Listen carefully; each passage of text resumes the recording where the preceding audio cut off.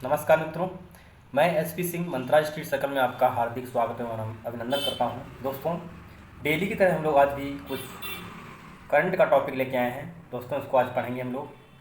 दोस्तों, आइए हम लोग देखते हैं। लाल बहादुर शास्त्री की 56वीं पुण्यतिथि मनाई गई। दोस्तों, 56 आपको ध्यान रखना है कि 56 जो है जयंती मनाई गई हमारे भूतपूर्व प्रधानमंत्री, देश के दूसरे प्रधानमंत्री।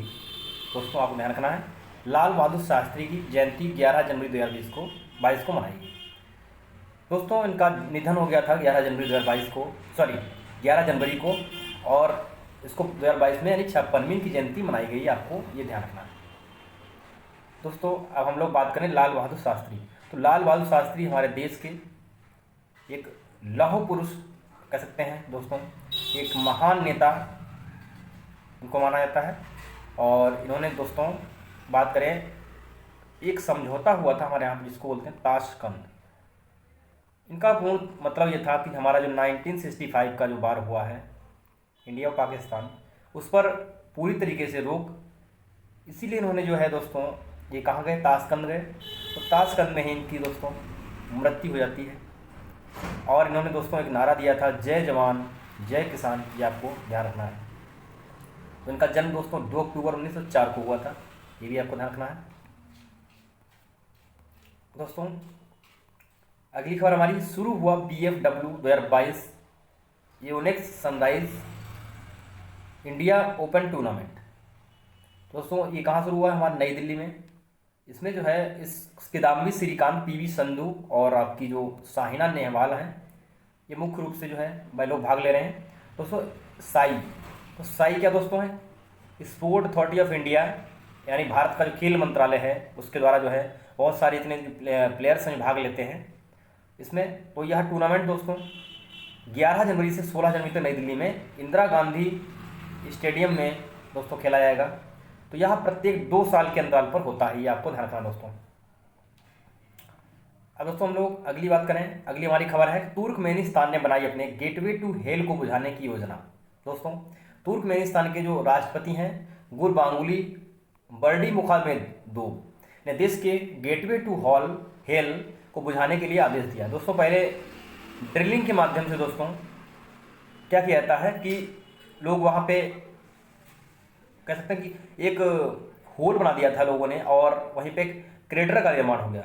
इसका ज्वालामुखी द्वारा एक क्रेटर का निर्माण हुआ, उस क्रेटर में ड्रिलिंग की गई, उसके द्वारा दोस्तों वहाँ पर आग लग गई। दशकों से यह आग बुझाने में दोस्तों एक योजना चलाई जा रही है। यही हमारे कह सकते हैं योजना है जो गेटवे टू हेल, यानी इसको जो आग है उसको बुझाने के लिए योजना चलाई जा रही है। दोस्तों, यह ऐसा अनुमान लगाया जा रहा है कि 1971 से सोवियत ड्रिलिंग ऑपरेशन में एक गलती हुई थी जिससे आग लग गई थी। तो आपको ध्यान रखना दोस्तों। दोस्तों, हमारी अगली खबर निकल के आ रही है कि रिन्यू बाई ने बनाया राजकुमार राव को ब्रांड एम्बेसडर। दोस्तों, एक ऑनलाइन बीमा प्लेटफॉर्म रिन्यू बाई ने राजकुमार राव को अपना पहला ब्रांड एम्बेसडर नियुक्त किया है। ये आपको ध्यान रखना दोस्तों। यह कंपनी जो है स्मार्ट टेक राइट एडवाइस अभियान का हिस्सा होंगे, जो 70 करोड़ ग्राहकों को लक्षित कर रहा है। दोस्तों, बॉबी पवार कंपनी के नए चेयरमैन हैं। ये भी आपको ध्यान रखना दोस्तों। दोस्तों, अगली हमारी खबर निकल के आ रही है, एकता नगर जो एक नया रेलवे स्टेशन बनेगा। दोस्तों, इसका नाम चेंज हुआ है, केवड़िया रेलवे स्टेशन का नाम बदलकर एकता नगर रेलवे स्टेशन कर दिया गया है। ये हमको ध्यान रखना है।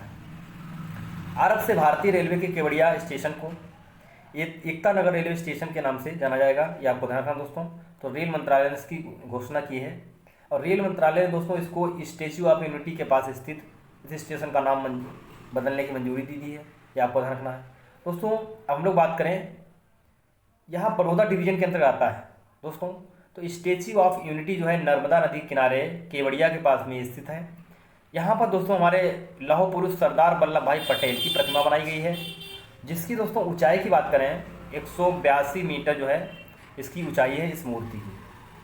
दोस्तों, एकता नगर रेलवे स्टेशन जो है इसका कोड EKNR होगा, और स्टेशन का न्यूमेरिकल कोड 08224620 होगा। ये भी आपको ध्यान रखना है दोस्तों।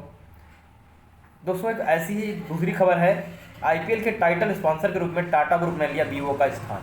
जो टाटा समूह है इसने 2023 में होने वाले IPL के टाइटल प्रायोजक के रूप में वीवो का स्थान लिया है दोस्तों। तो वीवो क्या है दोस्तों, एक कंपनी है, चाइनीज कंपनी है। तो इसी के स्थान पर दोस्तों अब प्रयोजक कौन बनेगा दोस्तों, टाटा।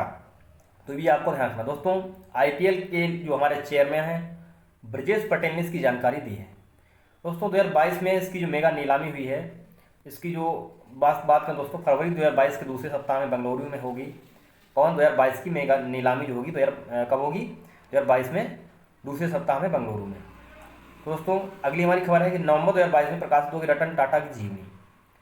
दोस्तों हम लोग बात करें सबसे पहले, हार्पर कॉलिंस ने टाटा सन्स के चेयरमैन रतन टाटा की अधिकृत जीवनी प्रकाशित करने के लिए इसको हासिल किया है। और दोस्तों यह जो जीवनी है हमारे एक आईएएस ऑफिसर उनके द्वारा लिखी गई है दोस्तों, जो थॉमस मैथ्यू हैं, डॉक्टर थॉमस मैथ्यू के द्वारा इसको लिखा गया है। तो इनकी जीवनी के बारे में इनको पूरा लिखा है इन्होंने, टाटा के जीवनी क्या है। तो इस पुस्तक को विमोचन किया जाएगा। दोस्तों अगली हमारी खबर है, ऑस्कर एमी ग्रैमी विजेता गीतकार मर्लिन बर्गमैन का इनका निधन हो गया दोस्तों, ये आपको ध्यान रखना है। तो ऑस्कर विजेता थी एमी और ग्रैमी विजेता थी दोस्तों। यह American society of composers authors and publishers की बोर्ड की पहली महिला अध्यक्ष भी रही हैं। उन्होंने दोस्तों 1994 से 2009 तक ये पद संभाला है दोस्तों। अगली हमारी खबर है, यह 16 बार क्या हुआ दोस्तों, ऑस्कर के नामित हो चुकी हैं और 3 बार उनको जो है ऑस्कर मिला है। तो ये भी हमको ध्यान रखना दोस्तों। अगली खबर है दोस्तों, उड़ीसा सरकार ने किया मातृ अवकाश को बढ़ाकर 90 दिन से 180 दिन।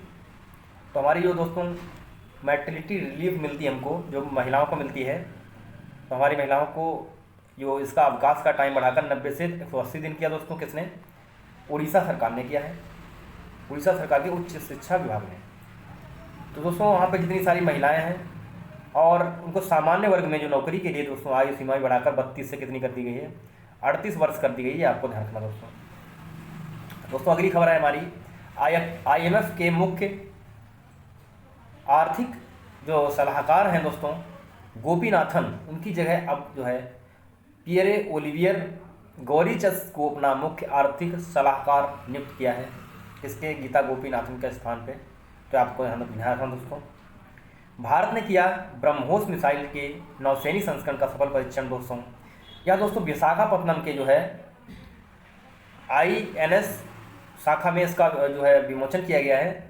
यह दोस्तों एक क्रूज मिसाइल है और यह एक स्टील्ड मल्टी गाइडेड विध्वंसक जो मिसाइल है, सुपरसोनिक क्रूज मिसाइल से लैस है और नौसैनिक संस्करण का इसका सफलतापूर्वक परीक्षण किया है दोस्तों। आईएनएस विशाखापत्तनम के द्वारा किया गया है।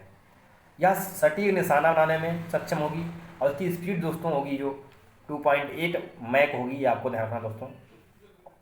तो तेज स्पीड होती है, उसकी गति को मापने के लिए मैक का प्रयोग किया जाता है, मैक नंबर। तो अगली है, अदानी पावर ने किया शेर सिंह खालिया को सीईओ नियुक्त किया है। अदानी पावर 11 जनवरी 2022 से शेर सिंह खालिया को मुख्य आर्थिक सलाहकार नियुक्त किया गया है दोस्तों। ये आपको ध्यान रखना है, ये क्या बने हैं, सीईओ बने हैं। तो आपको ध्यान रखना दोस्तों किसके, ये हमारे खालिया यानी गुजरात पावर कॉर्पोरेशन के जो है ये डायरेक्टर के रूप में भी काम कर चुके हैं। तो ये आपको ध्यान रखना दोस्तों। तो आज की हमारी कुछ दोस्तों न्यूज़ थी इंपॉर्टेंट। तो मिलेंगे फिर आपको दोस्तों। आप देखिए और आपको कुछ डाउट लगता है तो आप कमेंट के माध्यम से आप उस डाउट को क्लियर कर सकते हैं।